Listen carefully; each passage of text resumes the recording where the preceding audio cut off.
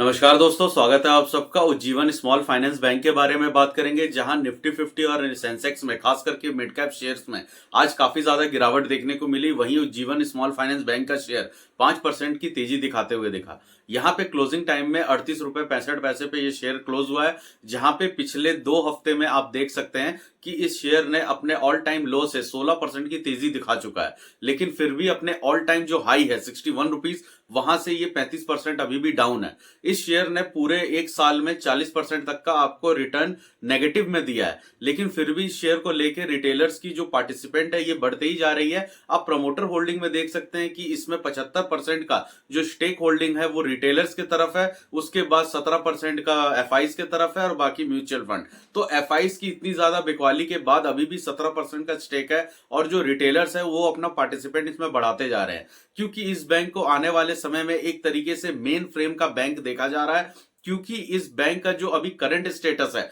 जो कि एक स्मॉल बैंकिंग फाइनेंस से जुड़ा हुआ है, जिसका जो ज्यादातर लोन बुक या ज्यादा जो वर्किंग क्राइटेरिया है वो एमएसएमई सेक्टर्स में है और स्मॉल लोन बुक में है। तो यहाँ पे आज ये जो तेजी देखी गई, इसका एक कारण है। जबकि आप जानते हैं कि स्मॉल फाइनेंस बैंक जो उज्जीवन है, इसका Q3 का जो रिजल्ट है वो काफी बेकार ही आया था, क्योंकि 100 करोड़ का सिर्फ प्रॉफिट किया है। जबकि आप पिछले 4 से 5 क्वार्टर तक का इसका प्रॉफिट देखेंगे तो वो 300 करोड़, 328 करोड़, 290 करोड़, मतलब हमेशा 300 करोड़ से ऊपर का ही रहा है। तो ऐसे समय में जहां ये अपने प्रॉफिट को 3 गुना कम करके इस बार प्रेजेंट किया है, तो ये बैंक के लिए काफी ज्यादा बुरी स्थिति वाली बात है। लेकिन उसके बाद भी आज शेयर प्राइस में तेजी देखने का कारण ये है कि उज्जीवन स्मॉल फाइनेंस बैंक के जो मैनेजमेंट है, उन्होंने आरबीआई को एक लेटर लिखा है एक अप्रूवल के लिए। फिर उन्होंने एक अपील किया है कि उन्हें बैंकिंग लाइसेंस प्रोवाइड किया जाए। ये जो बैंकिंग लाइसेंस है ये यूनिवर्सल बैंकिंग लाइसेंस होने वाला है। अब यूनिवर्सल बैंकिंग लाइसेंस मिलने से उज्जीवन स्मॉल फाइनेंस को क्या मतलब बेनिफिट्स होंगे? देखिए, सबसे पहली बात तो यूनिवर्सल बैंकिंग लाइसेंस मिलने से उज्जीवन स्मॉल फाइनेंस बैंकिंग नहीं रह जाएगा, उज्जीवन बैंक हो जाएगा, या उज्जीवन का कोई नया एक नाम निकलेगा। ये स्मॉल बैंकिंग जो कैटेगरी है, जो सेक्टर है, वहां से वो निकल के मेन फ्रेम का बैंक बन जाएगा, जैसे आईसीआई, कोटक, एक्सिस और बाकी अदर आप बैंक्स को जानते हैं। तो ये क्राइटेरिया मिलने से और इसको लेने के लिए, इसकी अप्रूवल, इसका जो लाइसेंस है, इसके लिए बैंक क्यों पिछले 1.5 साल से बार बार अप्लाई कर रहा है और हर बार एप्लीकेशन जो है पेंडिंग में चली जाती थी। लेकिन इस बार मैनेजमेंट ने जो एप्लीकेशन प्रोवाइड किया है आरबीआई को, वहां पे जो आरबीआई के नॉर्म्स है, जो गाइडलाइंस है और जो मेन फ्रेम पे आने का जो लाइसेंस होता है यूनिवर्सल लाइसेंस के लिए, वहां पे उज्जीवन जो अपनी क्राइटेरिया उसको पूरा करते हुए दिख रहा है। जैसे कुछ क्राइटेरिया की हम बात करें तो यहाँ पे बैंक का मिनिमम जो नेटवर्थ है, जो कैश फ्लो का नेटवर्थ है, वो 1000 करोड़ से ज्यादा होना चाहिए, जो कि बैंक यहाँ स्टेबल कर रहा है। एक बैंक का जो total number of deposit amount होता है, जैसे कि जीवन स्मॉल फाइनेंस बैंक के केस में इनके पास total number of deposit amount जो है वो 35,000 करोड़ का है, जहां पे इनका जो लोन बुक है 75% के आसपास, ये 30,000 करोड़ का जो लोन बुक है ये डिस्ट्रीब्यूटेड है। अब यहाँ पे बात ये आती है कि ये जब यूनिवर्सल बैंकिंग लाइसेंस मिलेगा तो इनके पास जो डिपॉजिट ग्रोथ है वो और ज्यादा बढ़ने के चांसेस हो जाते हैं, जहां पे ये लोन बुक को और ज्यादा बढ़ा के मार्केट में अपना जो मार्जिन इंटरेस्ट इनकम है और जो मार्जिनल इनकम होता है, जिससे नेट प्रॉफिट निकलता है बैंक का, जहां से इंटरेस्ट चार्ज करती है जो बैंक, वहां पे ये अपने लोन बुक को बढ़ाना चाहते हैं। और लोन बुक में अभी ये जो दिक्कत है, जो आरबीआई के गाइडलाइंस और जो इनका एक रूल है कि ये जितने भी लोन प्रोवाइड करेंगे, इनका टोटल लोन बुक का 30,000 करोड़ का जो 50% है, 15,000 करोड़ का अमाउंट ऐसे इंडिविजुअल पर्संस को या इंडिविजुअल जो एंटिटीज होती है उनको मिले जिनका 25 लाख से कम का लोन डिमांड है। तो इसके वजह से जो यूनिवर्सल बैंक का लाइसेंस है वो मिलने से वो पर इंडिविजुअल को एक अनलिमिटेड लोन प्रोवाइड कर सकती है, एज पर द क्राइटेरिया जो कि लोन के लिए एप्लीकेबल होता है। तो ये कुछ चीजें हैं जिसके वजह से यूनिवर्सल लाइसेंस पाना उज्जीवन स्मॉल फाइनेंस के लिए काफी ज्यादा जरूरी हो जाता है, क्योंकि इस वक्त जो स्मॉल फाइनेंसिंग बैंकिंग के तौर पे ये काम कर रहे हैं, यहाँ पे इनका ज्यादातर काम जो अर्बन एरियाज है वहीं से निकल के आ रहा है। बैंक के पूरे देश भर में जितने भी ब्रांचेस हैं वो सारे मिलके अगर जो ऑपरेट करके अगर 1000 करोड़ से ज्यादा का रेवेन्यू जुटा रहे हैं, तो इन ब्रांचेस की कैपेसिटी भी बढ़ाने के लिए आरबीआई से हर ब्रांच का अप्रूवल लेना पड़ता है। जबकि ये जब जब यूनिवर्सल बैंकिंग लाइसेंस मिलेगा तो ब्रांचेस का ओपन ये आरबीआई के अप्रूवल से नहीं, ये अपने मैनेजमेंट के जो बोर्ड ऑफ डायरेक्टर्स होते हैं उनके मीटिंग्स में ही अप्रूवल मिलने पे ये कर सकते हैं।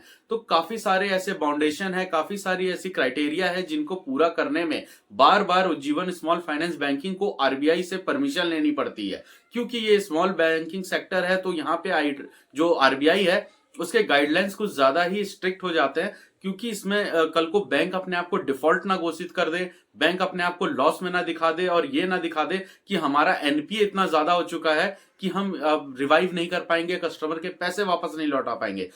तो यहाँ पे आरबीआई की गाइडलाइन में ये भी आता है कि जो इनका टोटल एनपीए है इनके नेटवर्थ का 3% से ज्यादा नहीं होना चाहिए। तो इस बार के क्वार्टर रिजल्ट खराब आने के वजह से जहां इनका पीई रेशियो थोड़ा 6.3% से 7.25 पे चला गया, इसके वजह से हो सकता है कि लाइसेंस मिलने में दिक्कत हो। लेकिन आरबीआई इनकी जो पहले की क्रेडिट रेशियो है, जो बैंक का पहले का क्रेडिट परफॉर्मेंस है, इसे देखते हुए इस चीजों में रिलीफ दे सकता है। और कहीं ना कहीं मार्केट में ये खबर जरूर है कि इन्हें बैंकिंग लाइसेंस मिलने का जो चांस है वो ज्यादा है। इसीलिए इस मार्केट की गिरते हुई स्थिति में भी शेयर में प्राइस में जो आपने तेजी देखी 5% की, ये अब यहाँ पे हम देखते हैं कि जो बैंक का डिविडेंड पेइंग आउट है ये काफी बेहतरीन हुआ है पिछले साल 2024 से।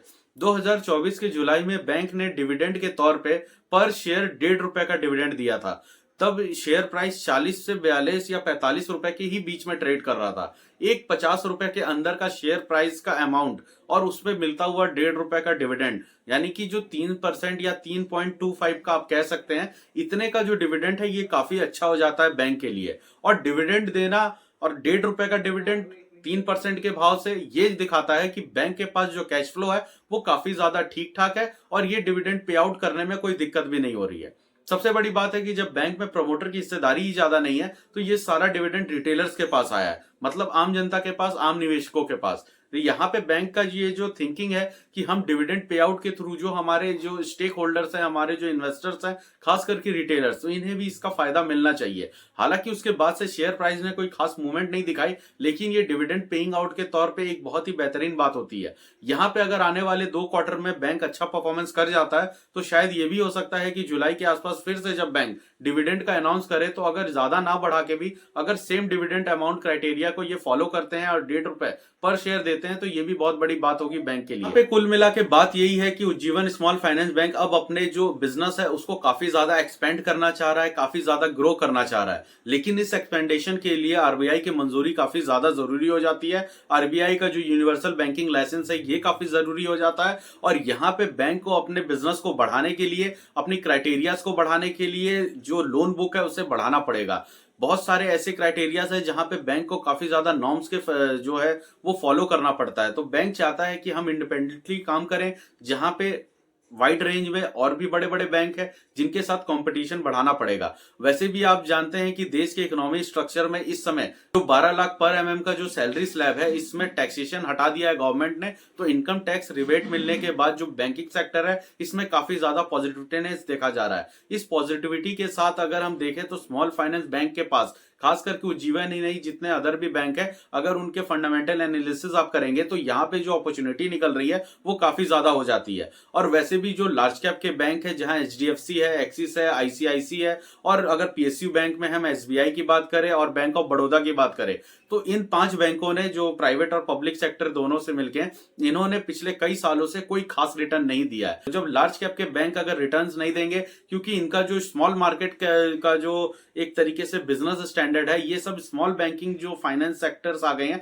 इन लोगों ने ज्यादातर कैप्चर करके रखा हुआ है।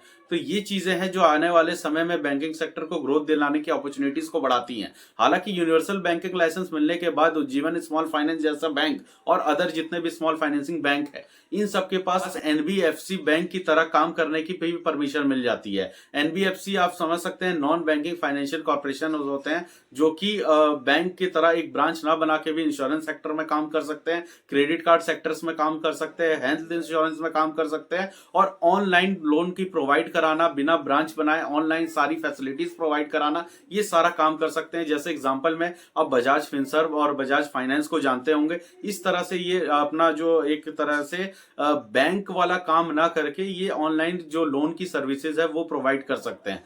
तो तो ये चीजें हैं जो इस बैंक के स्ट्रक्चर को आगे आने वाले समय में मजबूत बना सकती है। तो दोस्तों ये तो रहा उज्जीवन स्मॉल फाइनेंस बैंक का कुछ टेक्निकल और फंडामेंटल एनालिसिस और कुछ नए अपडेट्स। अगर आपको ये अपडेट और ये सारी इन्फॉर्मेशन अच्छी लगी तो आप इस वीडियो को लाइक करें, चैनल को सब्सक्राइब करें। दोस्तों नमस्कार।